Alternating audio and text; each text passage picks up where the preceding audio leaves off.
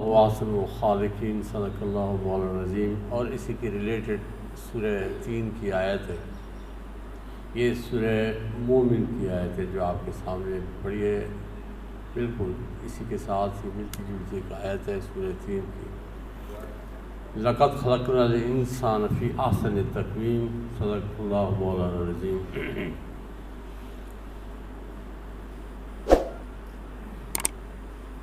فتبارک اللہ احسن الخالقین، بڑی برکت والا ہے وہ جس نے یہ احسن خلق کو بنایا، احسن الخالقین، اپنی مخلوق میں بہترین مخلوق جس کی تخلیق اللہ تعالیٰ نے کی، اور پھر فرمایا کہ یہ احسن الخالقین ہے۔ پھر آگے آ کے جب فرمایا لقد خلقنا الانسان فی احسن تقویم، تقویم کے معنی جو ہے نا دو ہیں، ایک صورت ہے اور ایک ترکیب ہے، لیکن یہ دونوں معنی یہاں پہ دونوں معنی میں استعمال ہو رہا ہے، تقویم یہاں پہ صورت میں بھی اور ترکیب دونوں معنی میں استعمال ہو رہا ہے۔ اور اللہ تعالیٰ نے فرمایا کہ میں نے اس کو اپنے ہاتھوں سے بنایا۔ یہ اتنی اعلیٰ مخلوق جس کو رب العالمین فرمائے اس کو بشری اسی لیے کہتے ہیں کہ اللہ تعالیٰ عز و جل فرماتے ہیں میں نے اس کو اپنے ہاتھ سے بنایا۔ اور اللہ تعالیٰ عز و جل نے جب یہ تخلیق کر لی، پھر اس تخلیق کو آدم اور آدم کی ذریت کو نامور کیا، اور اس کے مقابلے میں جو ہی مخلوق آئی اسی کو نامراد کر دیا۔ آپ دیکھیں جو ہی تخلیق آدم ہوئی تو فرشتوں نے سب سے پہلے بارگاہ الہی میں عرض کیا یہ جو آپ نے تخلیق کی ہے، یہ جو آپ تخلیق کر رہے ہیں، تو زمین پہ تو پہلے بڑے خون ریزی ہوئی ہیں، ان کی یہ جو بات تھی یہ جنات کے بارے میں، جنات زمین پہ پہلے آئے اور انہوں نے بڑی خون ریزیاں کی، تو اسی کو دیکھتے ہوئے فرشتوں نے یہ کہہ دیا، تو اللہ تعالیٰ نے فرمایا جو میں جانتا ہوں وہ تم نہیں جانتے۔ پھر انہی فرشتوں کو اللہ تعالیٰ عز و جل نے اسی آدم علیہ السلام سے نیچے کر دکھایا۔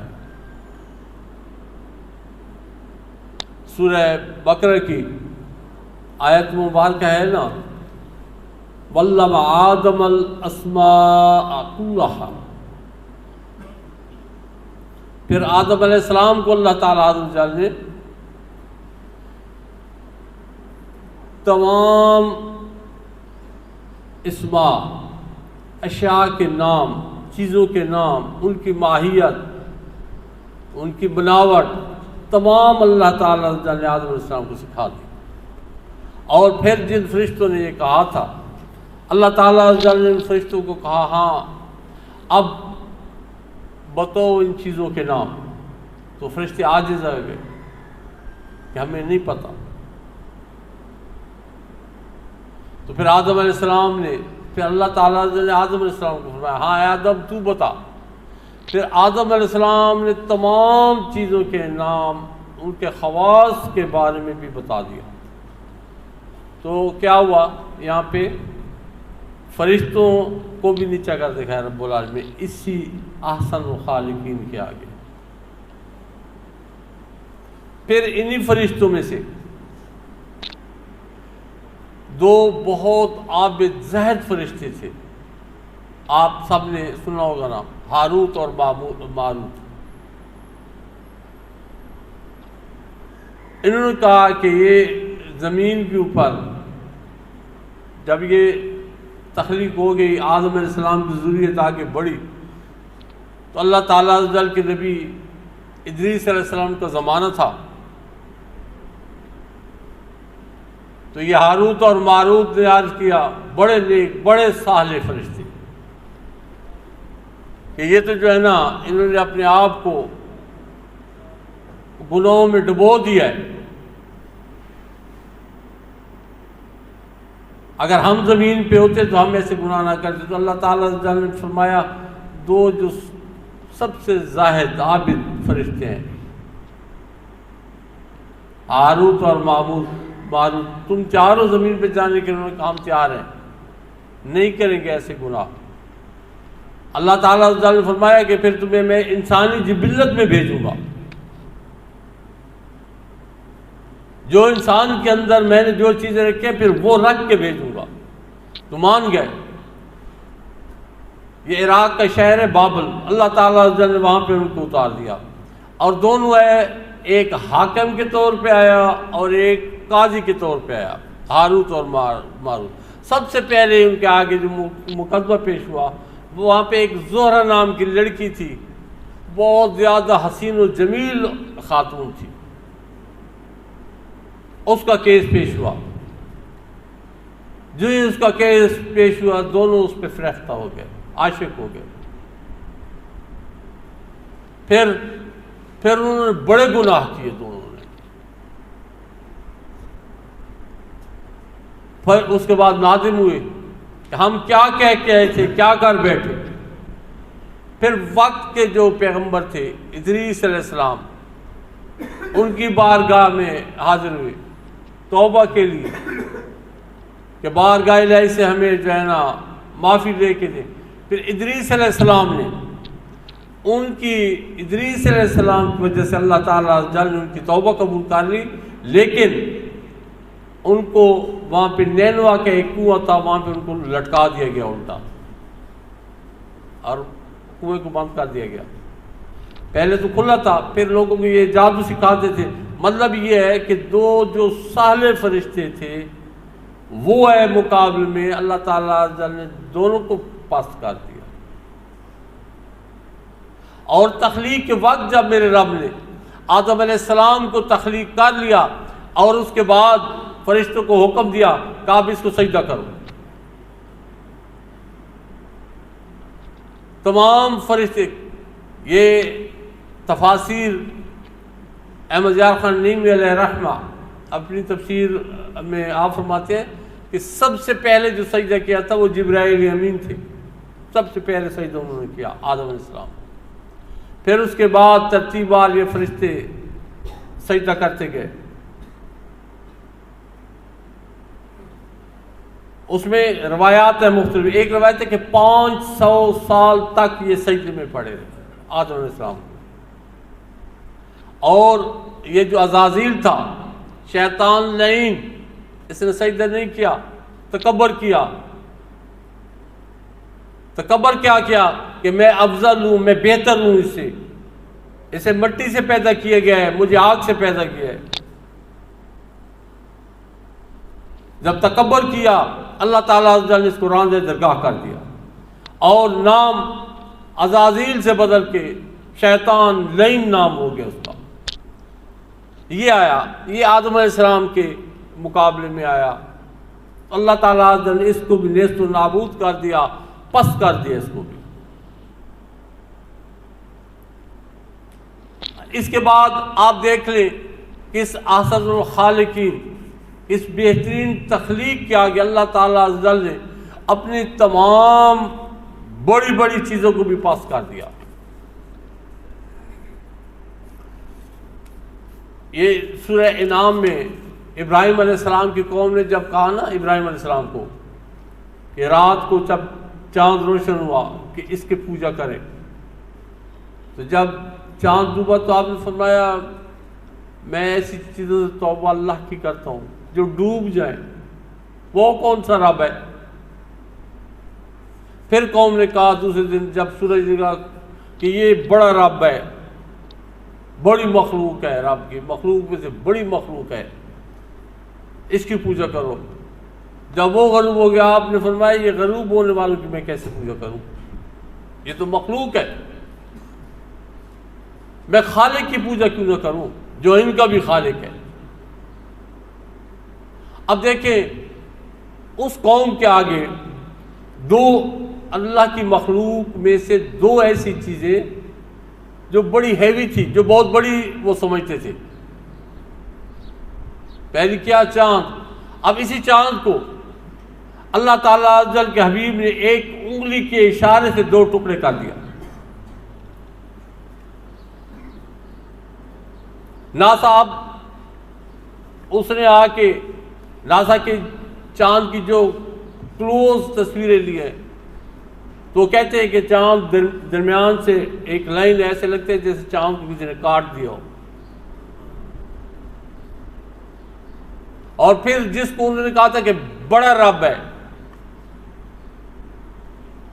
اسی سورج کو میرے آقا پاک احمد مجتبیٰ سیدنا محمد مصطفیٰ صلی اللہ علیہ وسلم نے اپنے ہاتھ کے اشارے سے پیچھے کھینچ لیا، واپس آؤ۔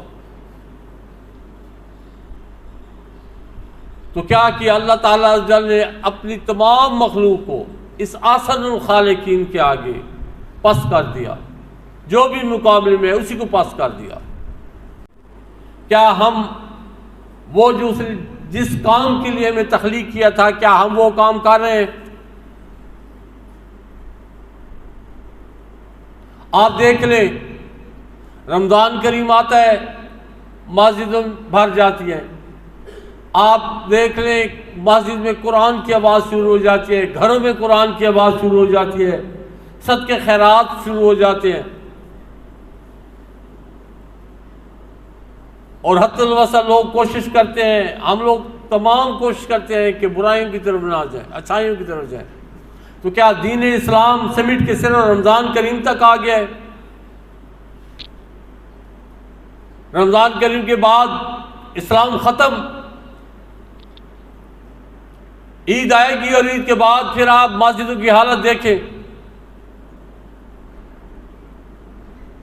کیا دین اسلام صرف رمضان کریم تک محدود ہو گیا ہے؟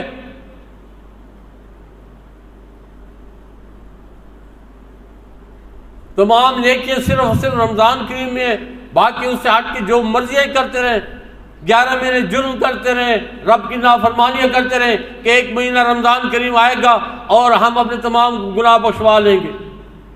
بے شک بڑی برکت والا، بہت برکت والا مہینہ ہے یہ، اللہ تعالیٰ کے احسان عظیم ہے کہ جس مومن کو اس کی زندگی میں عطا کر دیا اور اس مومن اور مومنہ نے اس کا حق ادا کیا، بے شک بہت برکت والا ہے، بے شک اس میں بخشش ہوتی ہے۔ لیکن کیا 11 مہینے باقی رمضان کے ان سے ہٹ کے ہم جرم کرتے رہیں اور فقط انتظار میں رہیں کہ رمضان شریف آئے گا تو یہ ہمارے معاف ہو جائیں گے؟ اللہ تعالیٰ عز و جل نے صرف ہمیں ایک مہینے کے لیے بھیجا تھا، ایک مہینے عبادت کرنے، باقی 11 مہینے تم نے جو مرضیاں کرتے رہو۔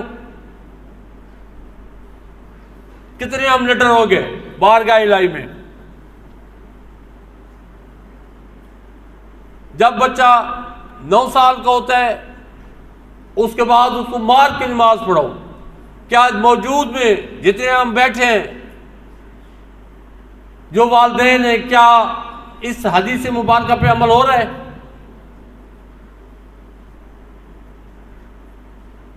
یہ تو بہت آگے کی بات ہے۔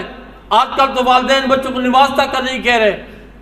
اگر بچوں پہ اولاد پہ سختی کی جائے، جس طرح پڑھائی کے لیے سختی کی جاتی ہے، روزی کمانے کے لیے سختی کی جاتی ہے، اس طرح نماز کے لیے سختی کی جائے تو ضرور یہ مسجدیں بھری ہوئی ہوں گی۔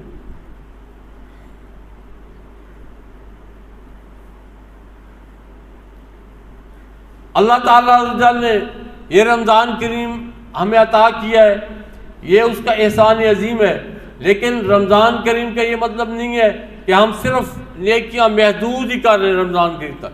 اللہ تعالیٰ عز و جل نے اس مخلوق پہ فخر کیا ہے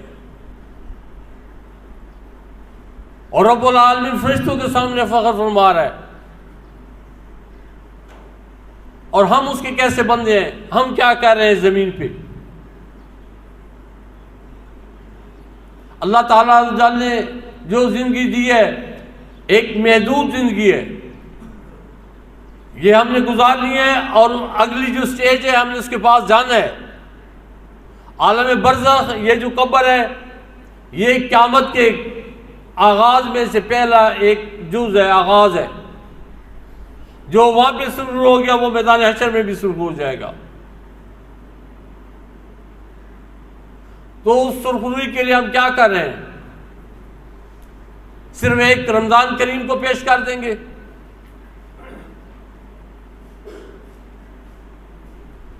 ابھی وقت ہے، ابھی وقت ہے، اپنے آپ کو ہم لوگ سنبھال لیں، اپنی اولادوں کو سنبھالیں۔ یہی جو نیک اولاد ہے یہ صدقہ جاریہ ہے، لیکن صدقہ جاریہ تب بھی بنے گی جب ہم ان کی تربیت کریں گے دین متین کے مطابق۔ جب ان کی تربیت ہی نہیں کی جائے گی، اسی طرح چھوڑ دیا جائے گا، تو ان میں کون سا پھر صدقہ جاریہ کون سا ہوگا؟ وہ تو خود عذاب میں مبتلا ہوں گے، آپ کے لیے کون سا نفع وہ دیں گے آپ کو بعد میں۔ یہ اللہ تعالیٰ عز و جل نے ہم پہ احسان عظیم کیا، ہمیں انبیاء دیے، ہمیں کتابیں دی، اور سب سے بڑھ کے اپنا حبیب مکرم میں عطا کیا۔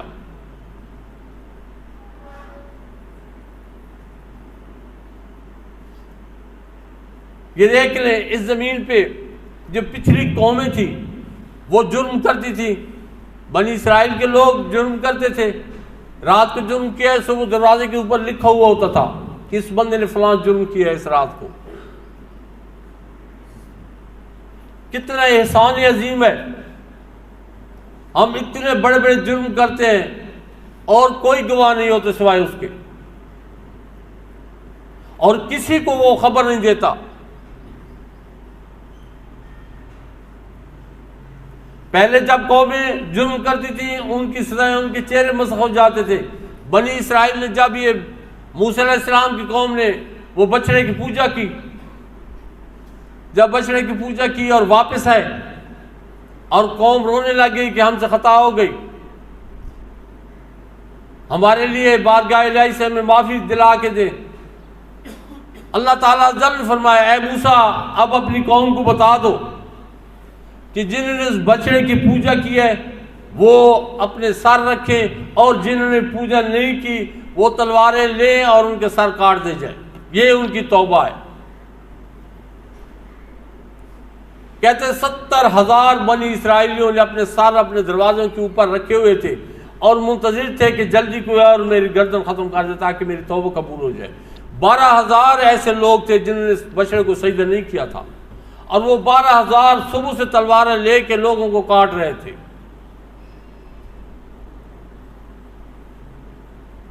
جب جرم کیا حکم ہوا کہ توبہ تب قبول ہوگی جب گردن رکھو گے۔ آج کتنے بڑے بڑے جرم ہو رہے ہیں،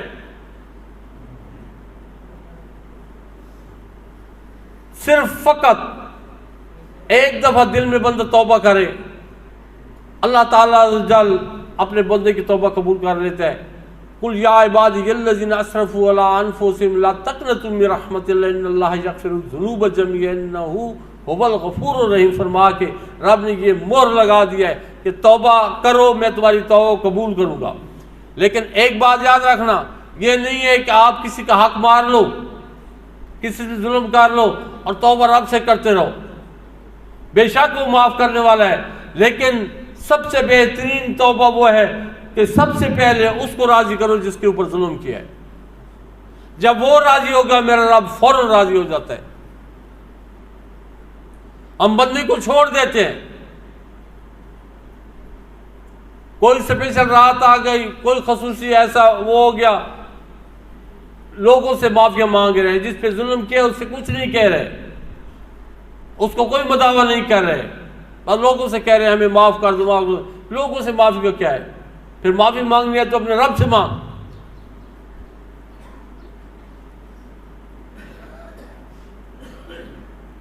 جتنے بھی جرم ہیں تمام کی توبہ، کیونکہ زمین کے اوپر جو جرم ہے، سب سے جو بڑا جرم ہے وہ اللہ تعالیٰ کے ساتھ شرک کرنا، یہ سب سے، اس سے بڑا کوئی جرم نہیں ہے۔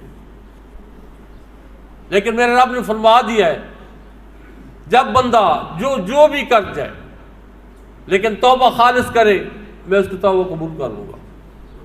اور پھر زمین پہ شرک کے بعد جو سب سے بڑا جرم ہے وہ کسی مسلمان کا یا کسی بندے کا ناحق قتل ہے، ناحق قتل،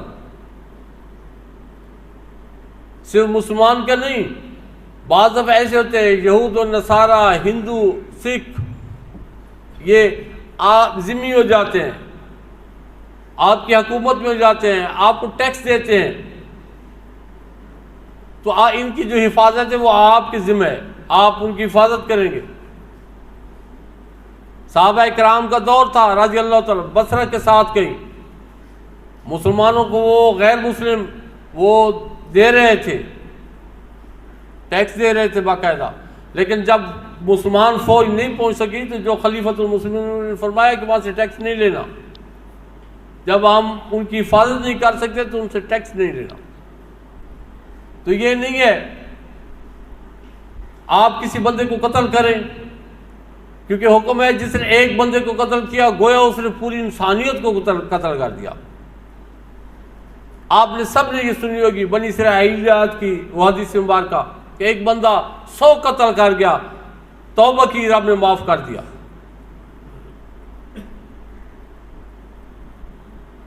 تو اللہ تعالیٰ عز و جل وہ معاف کرنے کے لیے تیار ہے، ہم معافی والے ہو جائیں، لیکن جس کام کے لیے رب العالمین نے ہمیں بھیجا ہے وہ فقط اپنی عبادت ہے، اور کسی کام کے لیے رب نے ہمیں نہیں بھیجا ہے زمین پہ۔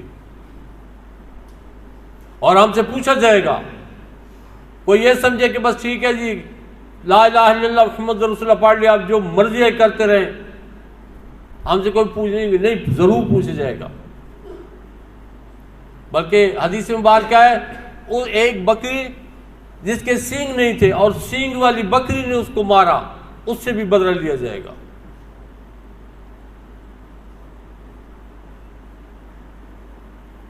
ابھی وقت موجود ہے، یہ رمضان کریم کی گھڑیاں ہیں، آخری گھڑیوں میں ہیں ہم اس رمضان کریم کی۔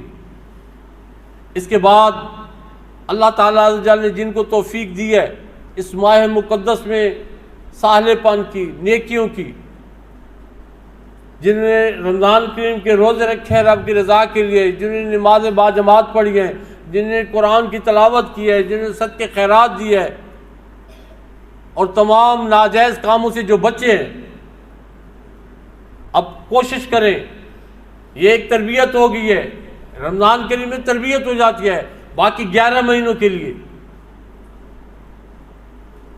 آپ کوشش کریں کہ اللہ تعالیٰ عز و جل اسی راستے پہ جو رمضان کریم میں جس طرح ہمارے گزرے ہیں، اللہ تعالیٰ عز و جل باقی 11 مہینے بھی ہمارے ایسے ہی گزارے، وہ ہم پہ احسان کرے۔ پرفتن دور ہے، بہت مشکل وقت ہے، اپنے آپ کو بچاؤ، اپنی اولادوں کو بچاؤ، اپنے دوست احباب، اپنے خاندان والوں کو بچاؤ، اپنے قرب و جوار والوں کو بچاؤ۔ اللہ تعالیٰ عز و جل نے جس کو دین متین کی سوچ دی ہے، جس کو فراست دی ہے اور جس کو بعمل کیا ہے، اس پہ لازم ہے کہ وہ آگے لوگوں کو اس کی تبلیغ کرے، لوگوں کو کھینچے اس راستے کی طرف۔ کیونکہ اگر ایک بندہ ہے جس کو اللہ تعالیٰ نے توفیق دی ہے نیکی کی، اور اس نیکی کو وہ اپنی ذات تک رکھ رہا ہے، اس سے وہ نیکی سلب ہو جائے گی، اور اس کو وہ نیکی کام نہیں آئے گی۔ کہ اگر وہ اس نیکی کو اپنی ذات تک رکھ رہا ہے، اپنے گھر والوں کو، اپنے قرب و جوار والوں کو اس طرف نہیں کھینچ کے لے کے جا رہا، لوگوں کو تبلیغ نہیں کر رہا، وہ اس کی نیکی کام نہیں آئے گی۔ بنی اسرائیل کی حدیث مبارک ہے، بنی اسرائیل میں کچھ لوگ تھے، عابد تھے، اللہ تعالیٰ نے فرمایا اس بستی پہ عذاب نازل کر دو فرشتوں کو۔ فرشتے گئے، وہاں پہ دیکھا کچھ لوگ عبادت مصروف ہیں، واپس گئے، حالانکہ وہ سب کچھ جاننے والا ہے، عرض کے مالک محمد تیرے چاند میں عبادت میں اللہ جل وعلا سب سے پہلے ان کو برباد کر، ان کو میں نے سوجھ عطا کی تھی، ان کو میں نے فراست دی تھی کہ یہ حق والا راستہ ہے، یہ میری قربت والا راستہ ہے، یہ میری رضا والا راستہ ہے۔ اس راستے کو انہوں نے اپنی ذات تک محدود رکھا، آگے کسی کو تبلیغ نہیں کی، آگے کسی کو نہیں کہا، کسی کو اس راستے کی طرف چلنے کے لیے کوشش نہیں کی۔ اگر یہ کوشش کرتے آج ان کے ساتھ ایک گروہ ہوتا، آج ایک گروہ ہوتا، یہ عذاب ان سے ٹل جاتا۔ سب سے پہلے انہی کو برباد کر دو۔ کوئی یہ نہ سمجھے کہ میں گھر میں بس ایک نمازی ہوں، اچھے کام کر رہا ہوں تو بس ٹھیک ہے میری بخشش ہو جائے گی۔ اس پہ اب لازم ہو گیا ہے، یہ اللہ تعالیٰ کو اس پہ احسان ہو گیا ہے کہ وہ راستہ ہے، نیکی پہ ہے، لیکن اب اس پہ لازم ہے کہ وہ اس چیز کو آگے پھیلائے۔ تو اس رمضان کریم کی برکت کی وجہ سے اللہ تعالیٰ عز و جل نے جن کو توفیق دی ہے وہ آگے کوشش کرے خود بھی کہ اللہ تعالیٰ عز و جل ان کے یہ تمام جو معاملات ہیں، جو تمام اعمال وہ کرتے رہے، اللہ تعالیٰ ان کو آگے استقامت دے، ان کو پورے 11 مہینے جو اگلے بھی ہیں، اور جو اس رمضان کریم میں بھی کچھ نہیں کر سکے اور اس کو رمضان کریم کو وہ اہمیت نہیں دی جو اس کا حق ہے، تو پھر وہ حدیث مبارکہ کے دائرے میں آ گیا جس میں اللہ تعالیٰ جل کے حبیب ممبر پہ جا رہے ہیں، 3 دفعہ آمین فرمایا۔ جبرائیل امین نے پہلی دفعہ جو دعا کی، اے اللہ جل کے حبیب جس نے رمضان کریم پایا اور اس نے اس کا ادب نہیں کیا وہ برباد ہو جائے، میرے آقا پاک سے فرمایا آمین۔